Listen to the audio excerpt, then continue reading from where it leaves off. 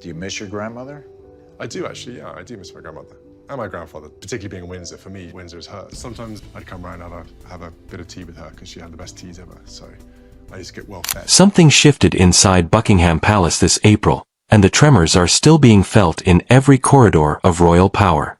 Prince William, the man who has spent decades watching, learning, and waiting, finally drew a line. Not with a speech. Not with a public statement. With a pen, a piece of paper, and the kind of cold institutional precision that made clear to everyone around him that the future king had fully arrived. The target of that decision was Laura Lopez, Queen Camilla's daughter from her first marriage. And the fallout from what William did has left the palace more divided than it has been in years. To understand why this moment matters so deeply, you have to go back further than most people realize. Laura Lopez is not a working royal. She carries no title, holds no official position within the institution, and has no constitutional mandate of any kind. By every formal definition that the British monarchy operates under, she is a private citizen. A woman whose only claim to proximity with the crown comes entirely through her mother's marriage to King Charles III. And yet, for the better part of a decade, she kept appearing. At sacred ceremonies, at intimate royal gatherings, at events that have historically been reserved strictly for those who serve the institution in an official capacity. Each appearance was slightly more significant than the last. Each one pushed the boundary a little further. And for years, nobody in the palace had the authority, the courage, or perhaps the desire to say no. It started quietly enough. In June 2022, Laura attended the Order of the Garter service at Windsor Castle, one of the most exclusive ceremonies on the British royal calendar. Reserved for knights and working royals, it is not a social occasion where guest lists stretch loosely to accommodate family connections.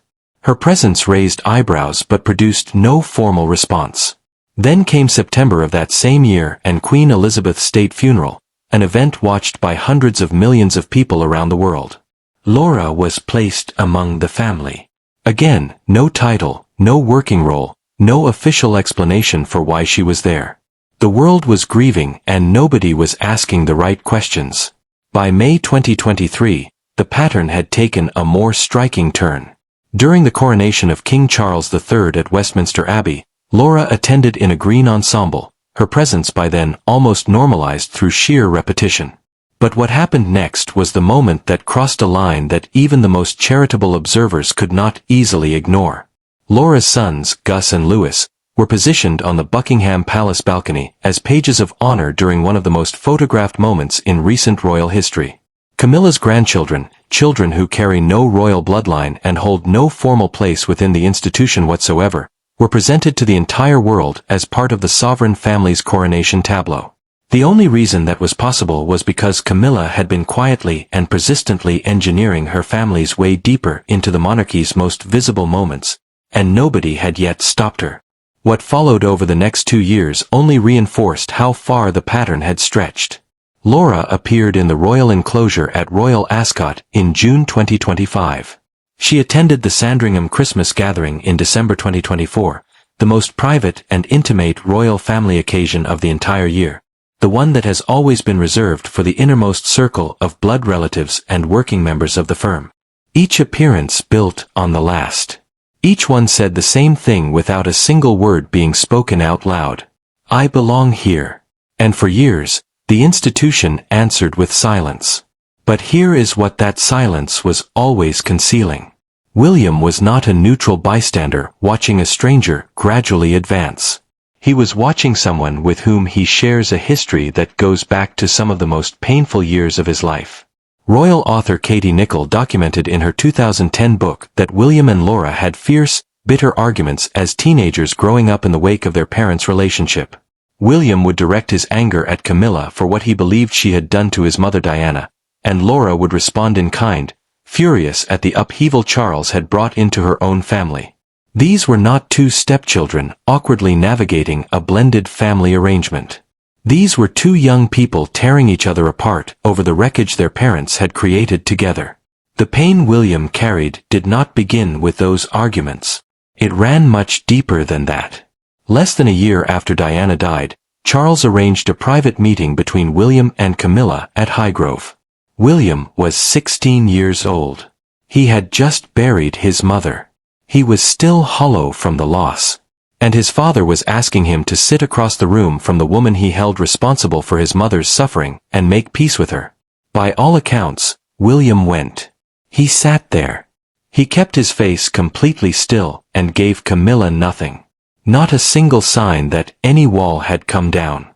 And when the meeting ended, he left. Within days, precise details of that private encounter appeared across the British press. Details that could only have come from inside that room. According to Harry's memoir Spare, those reports had been shaped by Camilla's own media operation, run by a spin doctor named Mark Bolland, specifically hired to build Camilla's public image and clear her path toward eventually marrying Charles. William's private grief, his silence, his pain had been handed to a journalist and repackaged into a story that flattered Camilla while he was still bleeding from losing his mother. When William found out, he was completely shattered. Harry found him in tears. And William looked at his brother and said he did not think he liked her, and that they would not be safe with her. He was 16 years old when he said those words. And he was right. He never fully trusted Camilla again after that. He tolerated her because his father loved her. He managed the relationship with the kind of disciplined public grace that the monarchy demands. He included Laura's daughter Eliza as a bridesmaid at his wedding to Catherine in 2011, a gesture the world read as peace and reconciliation. But the tolerance had a limit, and Laura's decade of steady advancement was, in William's eyes, the continuation of the same pattern he had been watching since he was a teenager. Quiet persistence. Proximity used as leverage. Boundaries moved so gradually that each individual step seemed almost reasonable, until you stepped back and saw how far the line had moved. Then came April 2026.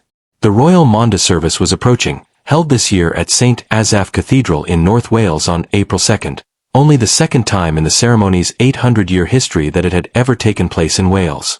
The significance of the occasion was extraordinary. The Maundy Service is one of the oldest surviving royal ceremonies in Britain, tracing its roots to 1210. At its heart, it is a ceremony built on humility. The sovereign walks among ordinary people and personally distributes specially minted coins to men and women nominated for years of quiet, selfless service to their communities. The number of recipients always matches the age of the monarch, which meant 77 men and 77 women were chosen in 2026, with Charles having turned 77. The entire spiritual and constitutional foundation of the ceremony rests on sacrifice, service, and the complete rejection of inherited privilege. In the weeks leading up to the service, a coordination meeting was held at Buckingham Palace to finalize the arrangements. When the guest list was discussed, representatives from Camilla's office presented Laura's attendance not as a request, not as a suggestion, but as a settled matter. She would be there. That was simply how it was. The implicit message underneath that assumption was direct. Camilla is queen. Her daughter attends where she attends. The institution has no grounds to say otherwise. When William's team raised a formal objection, the response from Camilla's side was described by those present as dismissive and entirely contemptuous. The matter, as far as Camilla's office was concerned, was not open for discussion. William sat with that for a moment. Then he did something that nobody on Camilla's side had prepared for. He told his team to put it in writing. Not a verbal instruction. Not an internal note. A formal letter, signed, dated, and entered permanently into the official palace records, stating clearly and without any ambiguity that Laura Lopez would not be attending the Royal Maundy Service. The reason William chose the written route was not bureaucratic instinct. It was strategic memory. He knew from experience exactly how Camilla's operation worked. A verbal objection could be denied, reframed, leaked to a sympathetic journalist, and turned into a story about William being cold and cruel toward his stepfamily. He had watched private conversations become public weapons before. He was not going to hand Camilla another private exchange to work with. But William did not stop there. The document was structured not simply as a decision about one ceremony, but as a formal update to the governing rules around attendance at royal ceremonial events. From that point forward, Attendance would require justification through an actual official role. You could not simply arrive because of who your mother was.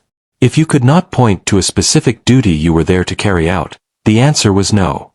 In one move, William had not only removed Laura from this particular occasion. He had dismantled the mechanism that had allowed her to attend anything at all. When Camilla discovered that the exclusion order had already been logged into the sovereign's diary system, the people around her said she was furious in a way that went well beyond the anger of a mother defending her daughter. She understood immediately what the document truly meant.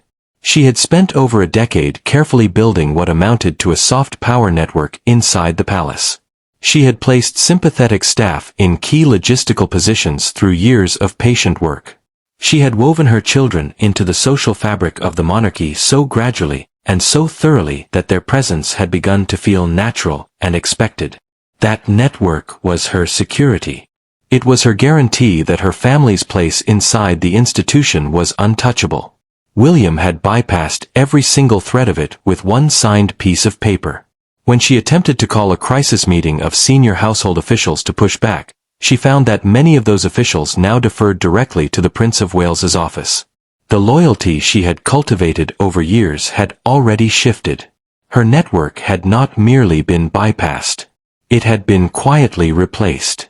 She turned to what she believed was her strongest argument, pointing out that James, the Earl of Wessex and son of Prince Edward and Sophie, had been stepping in at royal engagements during a period when Sophie had been unwell. James carried no official working role either, and yet he had been allowed to stand beside his father at various events during this period. Camilla presented this as proof that William's decision was not about protocol at all, but about personal animosity, dressed up as institutional principle. William's response dismantled that comparison entirely. James is a grandson of Queen Elizabeth II.